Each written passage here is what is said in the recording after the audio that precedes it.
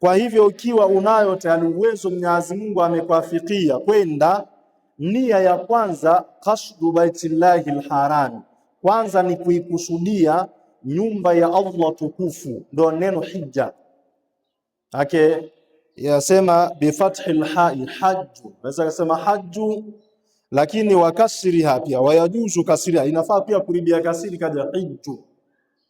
Ndio Allah subhanahu wa ta'ala katika Qur'an anasema walillahi ala nnasi, na ana Mungu juu ya watu. Manake hiyo ni haki ya Allah subhanahu wa ta'ala, ana Mungu juu ya watu. Hijjul bait, ana ibada ya hija, ambayo ibada hiyo ya hija manake ni qasdu baitillahi alharam. Lakini kwa nani? Man istataa ilayhi sabila, kwa yule ambaye anayejiweza juu yake kigharama, kinauli, kiuwezo. Asema waman kafara, yule ambaye atakayekufuru kwa maana akapinga, fa inna Allaha ghaniyun 'anil alamin, Mwenyezi Mungu yeye ndiye mwenye kuwa tajiri wa viumbe vyote. Kwa hiyo hata usipokwenda wewe, Allah bado ni tajiri vile vile, ingawa amekutaka sana wewe ukiwa na uwezo ukatekelezi, inakuwa ni bora zaidi, na itakuwa umetekeleza amri ya Allah subhanahu wa ta'ala. Hija ni nguzo ya tano, ni nguzo katika Uislamu, kama alivyosema Bwana Mtume Muhammad sallallahu alayhi wasallam. Alikuja sahaba mmoja ambapo yeye alipatapo kusikiliza Bwana Mtume sallallahu alayhi wasallam, na sahaba huyu alikuwa akiitwa Abu Huraira, na ni moja ya masahaba waliopokea hadithi wengi kuliko masahaba wote. Masahaba Mtume ni moja ya sahaba waliopokea hadithi nyingi. Huyu anasema katika faida ya hija, maana kuna mtu anaweza akawa na uwezo akaenda mara moja akawa anajua kwamba hata nikienda mara ya pili ni vile vile kama mara ya kwanza, zinatofautiana. Ukihija ilivyo, ukienda mara ya kwanza umetekeleza fardhi, ukienda mara ya pili ile ni sunna, si fardhi tena, ile ni sunna. Hata ukaenda mara 100 inayozingatiwa pale, kama umeifanya sahihi vizuri na kwa mujibu unaotakiwa kisheria vizuri, maka ile mara ya kwanza ni fardhi umekwenda, zile mara zingine ni sunna tu. Sasa sahaba huyu Abu Huraira asema khatabana Rasulullah sallallahu alayhi wasallam, alitukhutubia sisi Mtume sallallahu alayhi wasallam, faqala ya ayuha nasu, enye watu, qad faradallahu alaykumul hajja, hakika amefaradhisha Allah juu yenu hija. Mwenyezi Mungu amefaradhisha kwenu hija, kwani fardhu kwenu. Kwa hivyo kwa mtu ambaye ana uwezo, fahujju, nendeni mkahijini. Kwa yule ambaye amebahatika kupata uwezo, nendeni mkahiji. Faqala rajulun, wakati Mtume sallallahu alaihi wasallam akiwa anaendelea kuhutubia, faqala rajulun, mmoja katika wale asema, mmoja alikuja akasema, ya Rasulullah, akullu amin ya Rasulullah, hivi hija hivi ni kwa kila mwaka? Yani ni kwa kila mwaka nitakuwa naifanya hiyo hija? Ni kwa kila mwaka? Mtume sallallahu alaihi wasallam fasakata, akanyamaza, hata qalaha thalatha, mpaka ule mtu akasema maneno yale mara 3, kwamba ni kwa kila mwaka.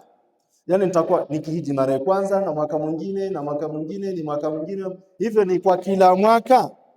Faqala Rasulullah sallallahu alaihi wasallam, Mtume asema lau qultu naam, ndio ningelisema ndio. Asema lau ningelisema mimi ndio, la wajabat, kweli ingekuwa ni wajibu. Kila mmoja akienda mara ya kwanza ni wajibu, mara ya pili ni wajibu, mara ya tatu ni wajibu. Lakini hajasema hivyo, asema yeye mara ile ya kwanza ni fardhu, mara ya pili ni sunna na kuendelea. Sasa ukiwa unafahamu hivyo kwamba ibada ya hija ina vitu vingi sana, na moja ina nguzo. Ibada ya hija ina nguzo, na katika vitu ambavyo unatakiwa kuzingatia ni nguzo. Yani ukifika pale kwenye hija au kwenye ibada yako ya hija, ni nguzo msingi sana hivi kuzingatia, ni nguzo. Zile nguzo zake za hija zipa ambazo wameziweka, wamezigawa wanawavuoni na wamezizungumza kwa mapana yake, lakini mimi nitaeleza nguzo ambayo ni moja, ambayo iliozaa anwai 3. Moja, kuna ihramu, Na ihramu pia ina vitu vitatu, ambayo kuna al-ifradu, al-qiranu, at-tamattu. Hivi ni vitu ambavyo vimekuja vyote vitatu kwa pamoja na vimo ndani ya hija. Kwa hivyo ambavyo unatakiwa kuzingatia ni zile nguzo, lakini nguzo, unapotaja nguzo, moja ya katika nguzo zilizotajwa al-ihram ni nguzo ya kuhirimia. Kuhirimia ni moja nguzo. Unapokwenda manake kuna kuhirimia. Sasa kuhirimia huko wanasema ni nini? Yaani kule kuhirimia ni kitu gani? Unaposema kuhirimia ni kitu gani? Wanavona wanasema huwa niyatul hajj au al-umra. Kuhirimia ni kule kuitoa nia ya hija, ambacho ndicho unachokusudia. Ni ile kuitoa ile nia ama nia ya umra min al-miqat al-mu'tabi, katika nyakati ambazo zenye mazingatifu, kwa maana nyakati zilizozingatiwa kisheria. Kimfano, labda mtu akiwa katika hizo nia, mfano labda umekusudia kwamba katika hizo anwa'i za ihram ziko tatu. Anwa'ul ihram, namna za ihram ziko tatu, ambazo yuaddi al-hajj ala kaifiyatin. Anasema moja katika hizo kuna al-ifradu, al-qiranu, alafu na kuna at-tamattu. Zote tatu sasa zimo katika ihram hizo zote. Lakini kwanza mwanzo nitakiwa utambue kwamba ihram ni nia ile unayoikusudia yenyewe, unayoitoa ile nia. Kwenye nia hiyo ndio kumezalikana mambo mangapi? Mambo matatu. Moja, kuna hiyo al-ifrad, unatakiwa uijue. Sasa ifradu ni namna gani? Lakini ni nia ambayo ukifika pale utaelekezwa. Sasa kabla hujaanza kuelekezwa, walau ujue kidogo. Ifradu anasema wa huwa ayuhilla ayanwi al-hajj bil-hajj faqat.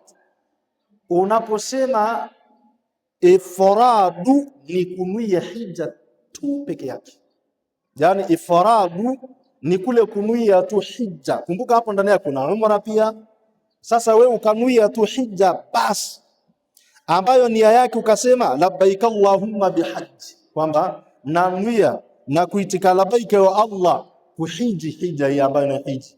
Ukasema hivi, ambayo nia yake inazalikana na hija tu, hiyo ndio inaitwa ifradu.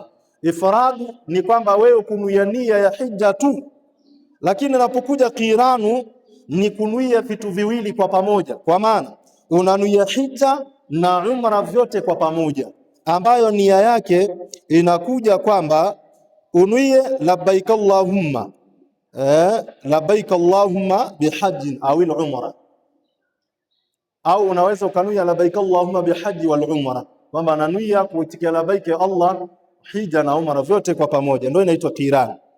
Lakini pia kuna at-tamattu. Tamattu ni nini? Ni kunuia nayo umra tu basi, kama ilivyokuja ifradu kunuia hija tu basi.